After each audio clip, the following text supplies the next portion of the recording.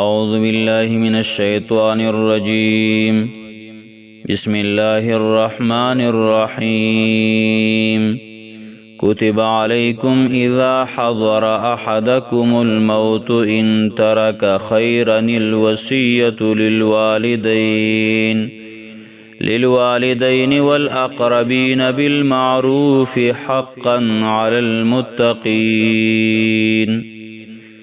وسپدی آیات کی دویم قانون ذکر کئی د ملک او د وطن د اصلاح لپاره چې تقسیم د اموالو کئی په قانون الهی سره د مالونو امن او د حفاظت لپاره تاسو تقسیم د اموالو کئی تقسیم د مالونو کئی په قانون الهی سره د الله رب العالمین په قانون سره.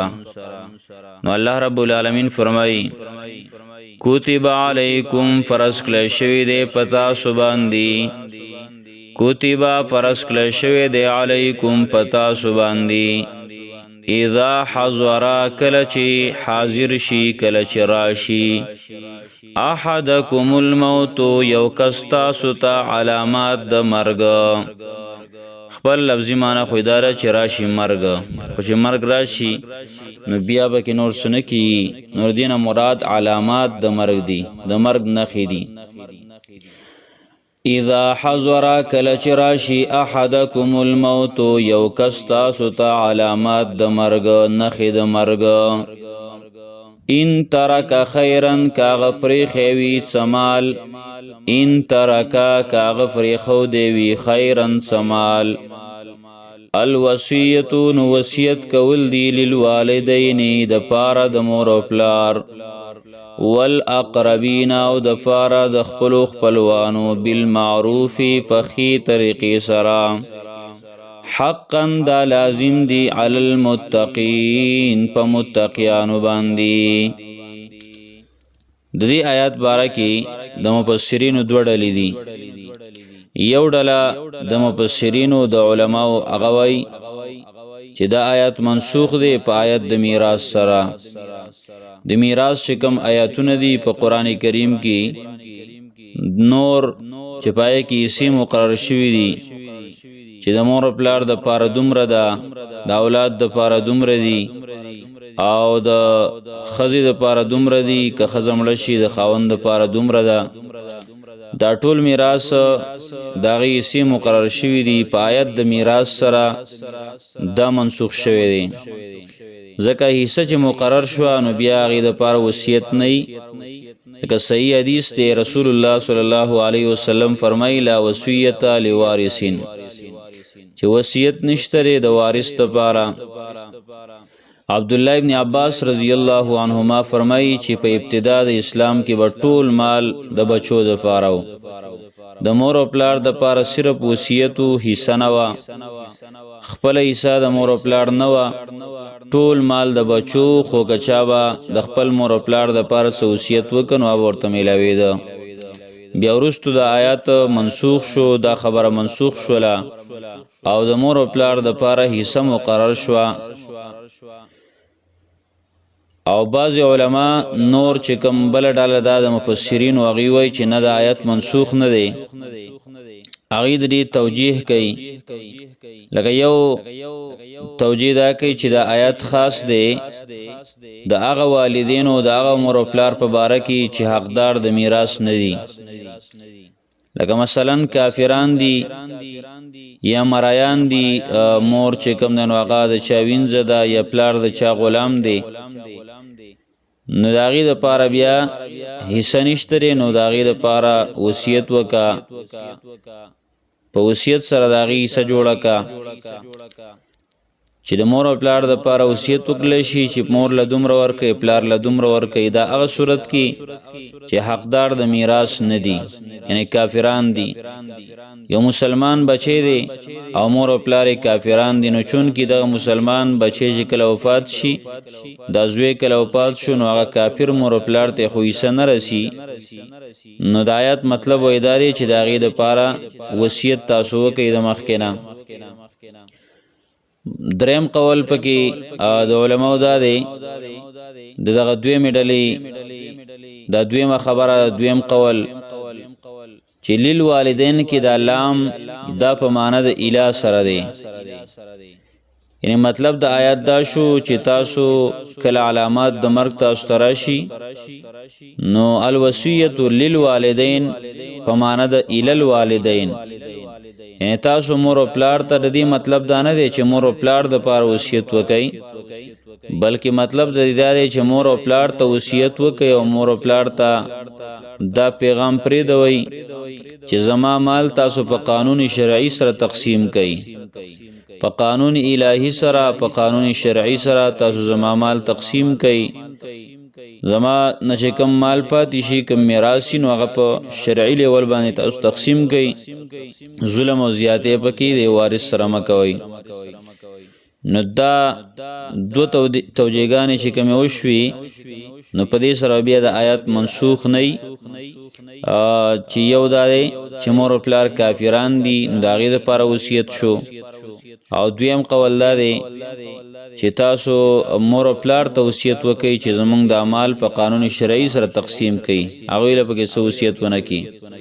او کدا اوله توجیه وکړل شي چې وصیت وکړي مور او پلار د پاره او پای کې دا ونه ویل شي چې کافرانی نبیا ال د چون کې صحیح حدیث کې راغلی چې لا وصیت لوارثین د وارث د پاره وصیت نشته دی، او دغه شان آیات د میراث پاغي سره بیا د منسوخ کیږي. نو الله تبارک وتعالى حقا علی المتقین دا لازم دی په متقیانو باندې چې دا وصیت وکړي. پمن بدله نو چا چې بدل ک دی وصیت لرا، پمن پس هر غڅوک بدله چې بدل کو دی وصیت لرا، بعد ما سمعه ورستو د دینا چې وایریدو دا وصیت، فإنما یقینا اسمه گناه د دې بدلولو علی الذین فاکسانو باندې دا یبدلونه چې بدلی دی وصیت لرا، د دې ګناه پاغه چاره چې چا دا بدل ک. ان الله یقینا الله تعالی سمیع علیم اوریدون کې دی او ډیر خپوی دی، ډیر ښه اوریدون کې دی او ډیر خپوی دی. او ګور الله تبارک وتعالى فرمای دا زجر دی دا پمن بدله بعد ما سمعه، زجر دی رټنه دا په بدلولو د وصیت سره چې چا وصیت بدل ک نو داغه د پاره زجر او رټنه. او الله رب العالمین فرمایي چې چا وصیت بدل ک ورستو داغه نه چې دا وصیت واورید نو ردی ګناه په پاک کسانو باندې چې هغه بدل کړل دا وصیت، په دا وصیت کوون کې باندې څه ګناه نشتا، هغه خو وصیت وکړه چې زما مال په قانون الهي سره تقسیم کړي، ورستو خلق هغه په قانون الهي سره او د الله په قانون سره دا نه تقسیمي نو ګناګار به هغه سړی نه بلکې دا خلق به ګناګاری چې کم چا دا وصیت بدل ک. ځکه قران کریم کې الله فرمای لا تزروا وازره وزر اخرى چې یو انسان د بل ګناه او د بل پیټه نشي چوتولې نو د ګناه د دیو دا ګناه په پاغه باندې نام برکی.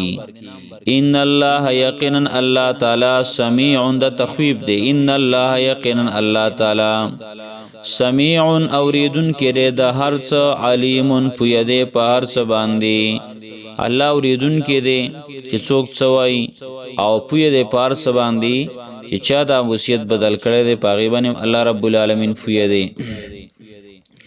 فمن خاف من موسن نسوک چی ریدا فمن خافا فمن فسارغ سوک خافا چی یریگی من موسن د وصیت کون کی جنپن د ظلمنا او اسمن یاد گنانا فاصلح بینهم نصلح وکللا اصلاح وکللا پا مابین د دیو کی فلا اثم علی نشتلی هیڅ قسم گناه فدباندی.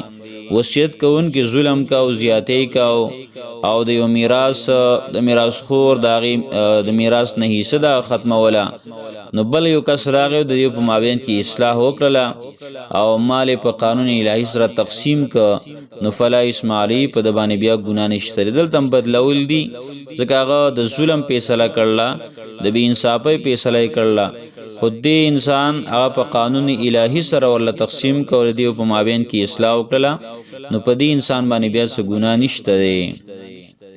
دیو جن حدیث کې مرضی رسول الله صلی الله علیه وسلم فرمایي من قطع میراث وارثه قطع الله میراثه من الجنه یوم القیامه.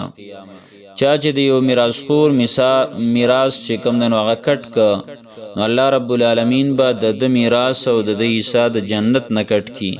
ډېر سخت وعیدات دی په دی باندې نورم دی. ان الله یقینا الله تعالی غفور ډیر بخون کې دی، رحیم ډیر زیات رحم کون کې دی، ډیر زیات مهربان دی.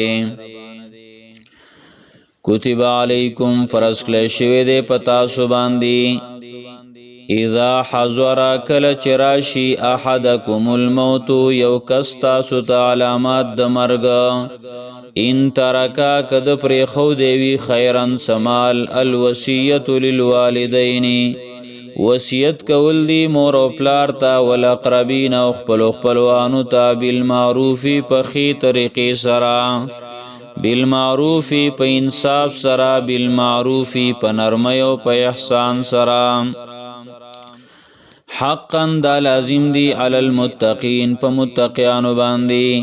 پمن بدلو پس هغه څوک چې بدل کی دا وصیت بعد ما سمعه ورستو د دینا چې واوریدو دا وصیت فانما اثمه یقینا یبا گناه د دی علی الذین پاک کسانو باندې یبدلونه چې بدل کو دی وصیت لرا.